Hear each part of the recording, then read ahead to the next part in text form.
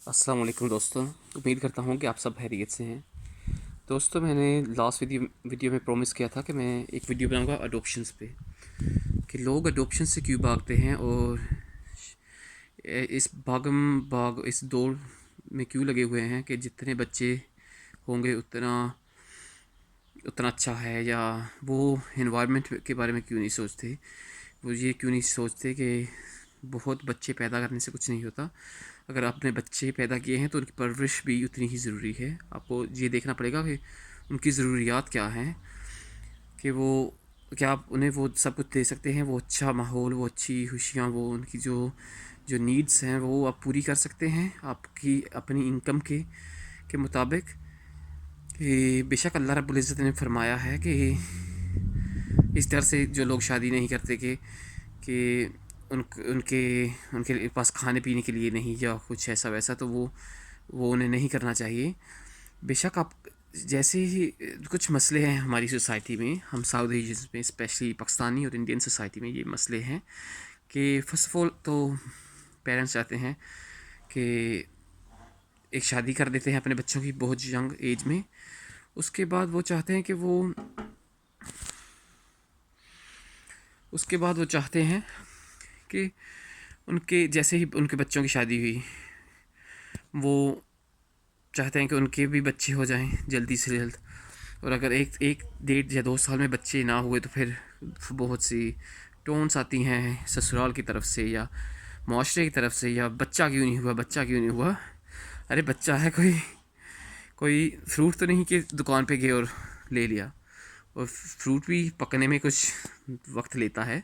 और ज़रूरी नहीं कि लोग बच्चे अगर किसी की औलाद नहीं तो वो उसका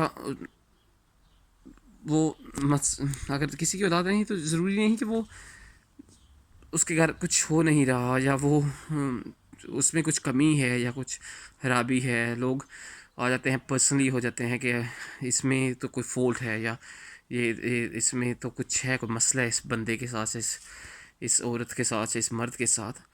तो आप ये फोर्स मत किया करें किसी को भी। ज़रूरी नहीं कि अगर किसी की औलाद नहीं तो वो उनके हाँ कुछ हो नहीं रहा, या अल्लाह ताला की तरफ से कुछ है या कुछ बीमारी है। शायद वो खुद फैमिली प्लानिंग में बेहतर हैं, या वो सोच रहे हैं, या कुछ ऐसा उनके माइंड में है जो वो प्लान कर रहे हैं। तो ये बहुत बुरी बात है कि जो जो लोग फोर्स करते हैं, और सोसाइटी की तरफ से जो प्रेशर आता है। अगर जैसे ही पैदा होते हैं आप स्कूल जाएं, ये जाएं, वो जाएं। उसके बाद which is very good, education बहुत ज़रूरी है, मगर एजुकेशन भी वो होनी चाहिए जो आप खुद पढ़ना, आपका बच्चा खुद पढ़ना चाहे। फिर पेरेंट्स की फोर्स आ जाता है कि बच्चा फ़लाँ चीज़ पढ़ेगा या फ़लाँ नहीं करेगा या फ़लाँ करियर परस्यू करेगा। जब वो बेचारा वो भी करता है, फिर उसके बाद पेरेंट्स का आ जाता है। अगेन इंडियन और पाकिस्तानी पेरेंट्स में बहुत होता है कि वो शादी फ़लाँ जगह पे करेगा। ये आपने बच्चे को क्या समझ रखा है कि कोई बैंक से लोन लिया है या कुछ बच्चे के नाम पे। आप तो बच्चे को ऐसे इस्तेमाल कर रहे हैं जैसे कोई अपनी पुरानी टूटी साइकिल को इस्तेमाल ना करे। तो उसके बाद अगर उसकी शादी होगी तो उसके बाद उसकी शादी के बाद भी उसे जीने नहीं देते। उसकी शादी के बाद भी बहुत सारे अहमकाना हरकतें करते हैं लोग, और उसके बाद भी उससे फोर्स किया जाता है अब तुम्हारे बच्चे हों, हमें अभी लड़का चाहिए, अभी लड़की चाहिए, ये चाहिए, वो चाहिए। अरे खुदारा, ऐसे मत कीजिए। ये बहुत जुल्म है, ये ज़्यादती है यूथ के साथ, और ये बच्चों के साथ बहुत ज़्यादती है। और मेन टॉपिक जो इस मेन मुद्दा जिस पे मैं बात करना चाहता हूँ, अडोप्शंस के लिए लोग क्यों नहीं जाते। अगर किसी के फर्स्ट ऑफ ऑल अगर अगर किसी को बच्चे नहीं चाहिए तो बेशक ना हो, इसमें कोई बुरी बात नहीं। और दूसरी बात, अगर किसी के हाँ अगर औलाद नहीं हो रही या कुछ ऐसा है तो लोग अडोप्शंस के लिए क्यों नहीं जाते। लोग ये क्यों नहीं सोचते कि हम अडोप्ट भी कर सकते हैं। और ज़रूरी नहीं कि आप अपने भाई बहनों के बच्चे ही अडोप्ट करें। अब माशरे में से कितने ऑर्फन्स हैं, कितने ज़रूरतमंद बच्चे हैं, कितने लोग हैं जिन्हें ज़रूरत है एक छत की, एक अच्छे माँ बाप की या कुछ। तो आप अडोप्शंस के लिए जाएं। और अगर आप में वो एबिलिटीज़ हैं और आप इस लायक हैं कि आप बच्चे को की परवरिश अच्छी कर सकते हैं, तो फिर आप अडोप्ट कर लें। आप अडोप्शन के लिए जा सकते हैं, और कुछ प्रोसीजर्स होते हैं अडोप्शंस के लिए भी। ये नहीं कि मुंह उठाया और चले गए, तो वो आपको हिस्ट्री एक देनी पड़ेगी, आपको देखना पड़ेगा। मगर फिर भी अडोप्शंस बहुत अच्छा ऑप्शन है। ज़रूरी नहीं कि आपके अपने ही बच्चे हों।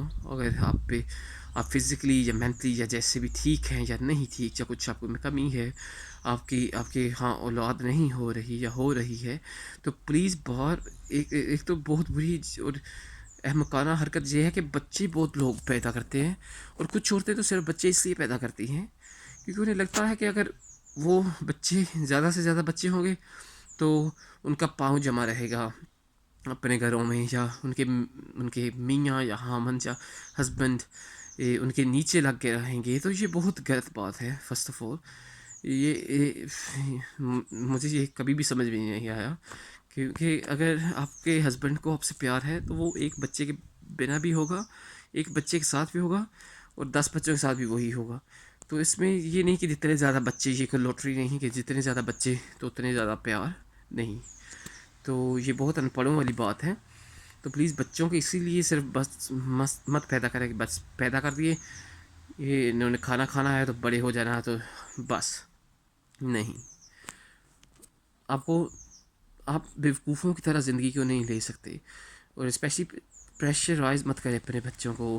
अपनी अब वो लोग जिन्हें आपकी मदद चाहिए, तो कुछ लोग इसलिए भी अडोप्शंस के लिए नहीं जाते, या कुछ लोग इसलिए भी नहीं अच्छे काम कर पाते क्योंकि प्रेशर्स होता है बहुत फैमिली की तरफ से, चाहे वो हो चाहे सोसाइटी की तरफ से हो। तो प्लीज़ अभी बस करें, रुक जाएं, थोड़ा सांस लें, आराम से रहें। ये सोचें कि ज़िंदगी में और बहुत अच्छे काम हैं करने के लिए, और ज़रूरी नहीं कि आप बायोलॉजिकली ही पेरेंट बने तो वो ही पेरेंट होता है। आप आप अडोप्ट कर सकते हैं, बहुत अच्छा ऑप्शन है। और शादी की फ़ौरन बाद जो एकदम से लोग बच्चे पैदा करने शुरू हो जाते हैं, वो भी मैं तो उसके भी अगेंस्ट हूँ, मगर अप टू ईच, वो आप पे डिपेंड करता है। अगर आप अफोर्ड कर सकते हैं, नहीं अफोर्ड कर सकते, क्या करेंगे क्या नहीं करेंगे, that's up to you, right. But मुझे मैं इस चीज़ के बहुत खिलाफ़ हूँ, और मैं बहुत खिलाफ़ हूँ जब पेरेंट्स प्रेशराइज़ करते हैं बच्चों को शादी के लिए। उसके ऊपर से जैसे उनकी शादी होती है वो बच्चों के लिए प्रेशराइज़ करते हैं कि बच्चे क्यों नहीं हो रहे, बच्चे क्यों नहीं हो रहे। तो कभी बच्चे को भी सांस लेने दें, उससे भी अपनी ज़िंदगी जीने दें। और ये बहुत अजीब बात है, कुछ लोग बहुत ऑफेंड होंगे इस बात से, मगर प्लीज़ ऑफेंड मत हो। और न्यूट्रली रह के सोचें कि इसमें से हम सब गुज़रते हैं। जो जो भी थर्ड वर्ल्ड कंट्रीज़ में से आते हैं, वो सब इसी इशू में से गुज़रते हैं कि हम कब जिएंगे, हमें भी कोई हक है अपनी ज़िंदगी जीने का या नहीं, या हम सिर्फ अपने पेरेंट्स की बातों पे लगे रहेंगे, या मुआशरे की बातों पे लगे रहेंगे। और मुआशरा और सोसाइटी और कोई तीसरा बंदा आके आपको खाना नहीं आपकी थाली में परोस जाता।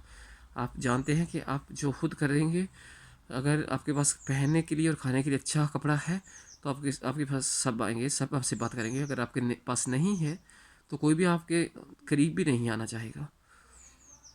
तो प्लीज़ इस मुद्दे पे ज़रा सोचें कि हम किस तरफ जा रहे हैं, हम क्यों इतने भटके हुए हैं, हम क्यों खुश नहीं रह सकते।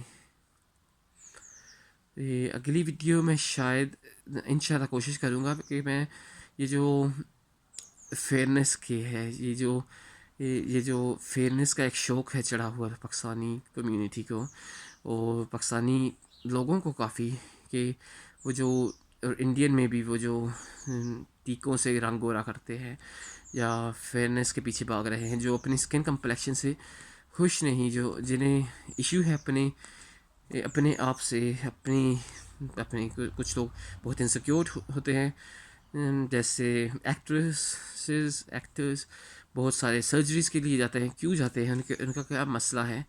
और नॉर्मल भी लोग क्यों फेयरनेस क्रीम्स इस्तेमाल करते हैं, जैसे फेयर एंड लवली। सदियों से मैं सुने जा रहा हूँ कि लोग फेयर एंड लवली लगाते हैं, ये वो।